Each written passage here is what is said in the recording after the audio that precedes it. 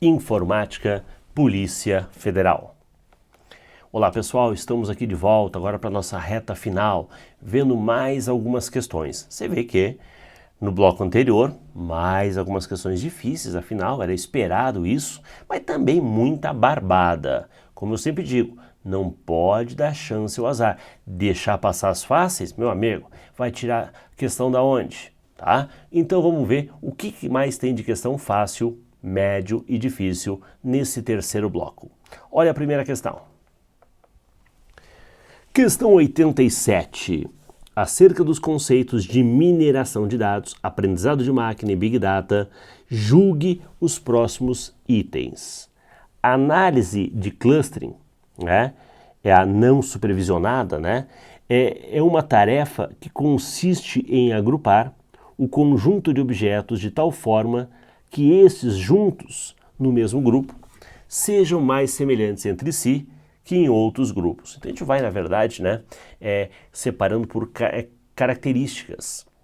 E aí dentro daquelas características a gente vai formando esses grupos, onde o objeto se sente melhor aqui do que no outro. Tá? Ele tem mais cara desse do que o outro. Isso é a figura do agrupamento ou clustering. Perfeito, certo. Um tipo de algoritmo não supervisionado. Olha, a meu ver, tranquilaço. Próxima. Acerca de conceitos de mineração de dados, aprendizado de máquina e Big Data, julgue os próximos itens. Entropia, o caos da informação. É uma medida de certeza? Pô, mas desde quando caos tem cara de certeza, né? De que o intervalo contém um parâmetro da população. Não. Né? Então a gente viu que é justamente a agitação, né? O que vem, é o caos que vem antes da busca do equilíbrio, ok? São os efeitos causados pelas mudanças. Então, errado. Nível médio, já tínhamos encaixado. Não posso dizer que agora ficou fácil porque eu entendi o que é a palavra, mas no dia eu não tinha essa ideia. Então continua sendo uma questão de nível médio.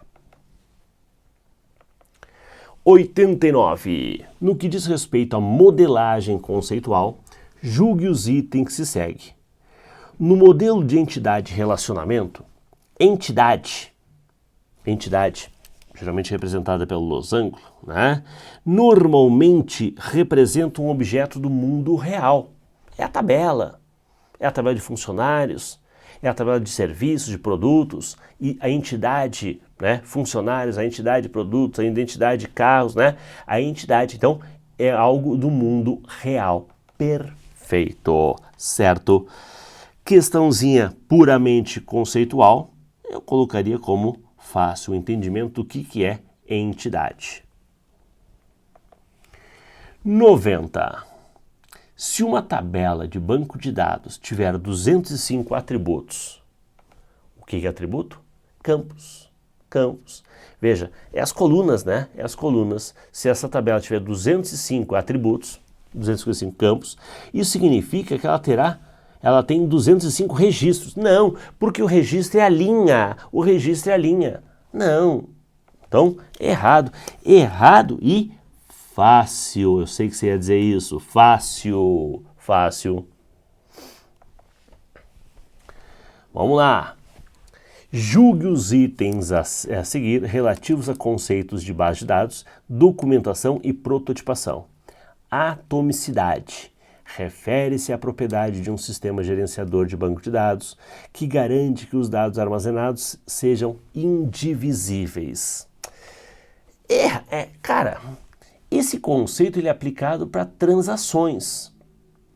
Quando eu vou incluir, né, eu coletei nome, endereço, vários dados de um registro. Quando eu vou incluir isso na base, eu não posso incluir pela metade, parcialmente, tá? Então isso garante a atomicidade, que ou eu faço a transação toda, a inclusão, a exclusão, ou não faço nada. Isso é mais com relação às transações. E aqui ele fala com relação ao próprio dado armazenado, seja indivisível, né? Veja, o dado que vai ser armazenado, o registro em si, não, ele tem que ser completo. Cara, errada a questão, errada. Se eu for pensar na tabela, os dados em si, até pela primeira forma normal, né? A gente vai desmembrar. Ah, tem lá o endereço. Eu não vou pôr o endereço completo, vou pôr rua, logradouro, né? Logradouro, número, CEP. Eu vou desmembrar na maior possibilidade possível, o maior número de campos possível, até isso tornar atômico. Né? Será que é por aí que ele está falando? Certo? Garante que os dados sejam indivisíveis. Bem, ficou estranho aqui, mas o termo é mais usado para a figura de transações. Por isso foi dado como errado. Julgue o item a seguir relativo a conceitos de base de dados, documentação e prototipação. Em um sistema gerenciado, deve ser gerenciador, né? Não, em um sistema gerenciado de banco de dados, as restrições de integridade garantem que os dados possam ser armazenados, consultados e utilizados com confiabilidade. Então, o próprio SGBD, ele vai trabalhar uma série de regras para garantir a integridade. Imagina que naquele mundo de tabelas, tá? Eu tenho uma tabela que se referencia a outra, está relacionada a outra, e aí eu acabo mexendo na tabela B e isso impacta na tabela A, causando algum tipo de corrompe, né? E aí, não dá, quebra a integridade. Então, o próprio o programador não, né? O analista em si, quem está trabalhando, alimentando a base, muitas vezes ele não tem essa noção, mas o SGBD tem que ter recursos que enxerga o todo. Então, eu diria que correto. Nível médio. Está dentro das características, né, do SGBD, aquelas 7 características que ele tem, né? Então, eu acho que médio para fácil. Mas vamos aqui colocar como médio. Considerando os conceitos de chave e relacionamento, julgue o item a seguir.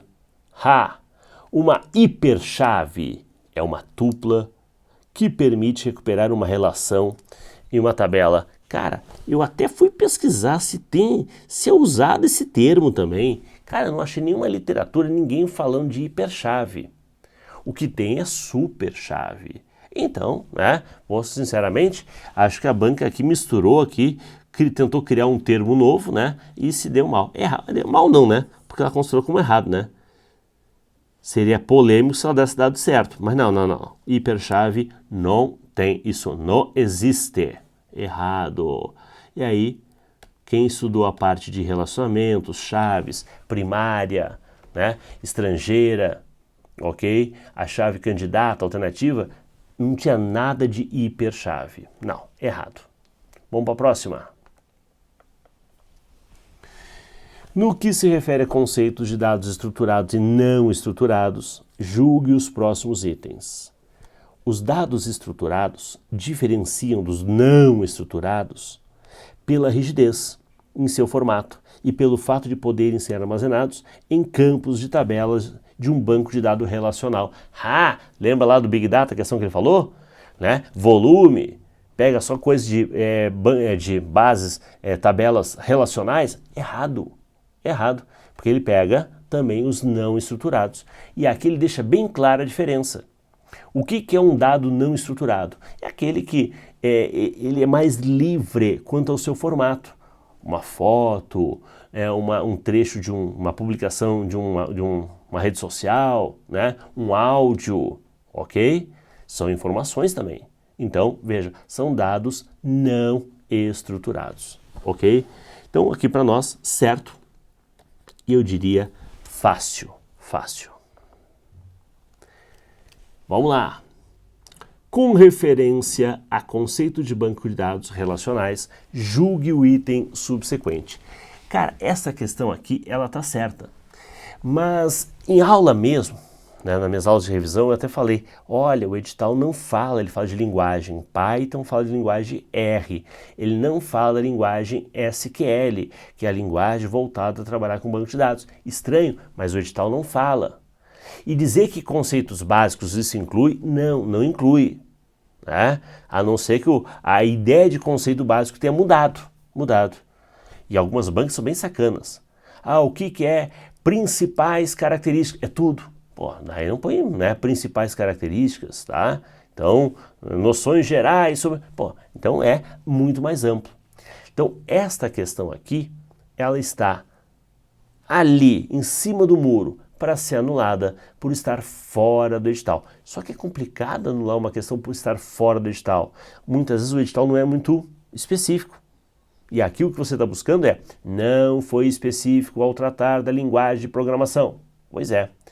Mas se falasse da linguagem de programação, realmente, o DTL, tá? É uma série de comandos, é um grupo de comandos que trata justamente das transações. Commit, rollback, né? Então, estaria correto. Mas por não estar no edital, eu colocaria essa como uma questão difícil, ok? E aí, possível uma anulação. 96, chegamos nela. Julgue o item a seguir a respeito do conceito de APIs. API é um padrão XML. Não, API é uma aplicação, né, de programação, ok? Usado para desenvolver uma interface de aplicativos em dispositivos computacionais. Então existem os APIs web, né? Legal. Mas o API não é um padrão, não é uma linguagem, o XML não é uma linguagem em si aqui, ok? É um padrão XML. Não, é uma coisa muito mais ampla. Por isso, né, foi tratado como errado. Questão de nível médio. Então, eu falo que quando você constrói os APIs para páginas web, né? Então você vai trabalhar algumas características, algumas funções, né? Tem a parte de DLLs, mas nada a ver com o XML. Não, tá errada a questão. Perfeito? Bem, com isso, médio, e aí, olha só, nas minhas contas, ficaram 19 fáceis, 12 média e 5 difícil. De 36, fechar só 19, cara, é mais de 50%. Não é ruim. Mas eu diria que quem quer passar, vai fechar na faixa de... Claro, é geral, né? Mas aqui a parte de informática tem que colaborar com isso. Eu acredito na faixa de 65, um saldo de 65. Saldo. Porque aí o que acontece? Ah, tá, tudo bem, acertei 19 e errei as de médio e difícil. Aí você errou 17, o teu saldo é 2.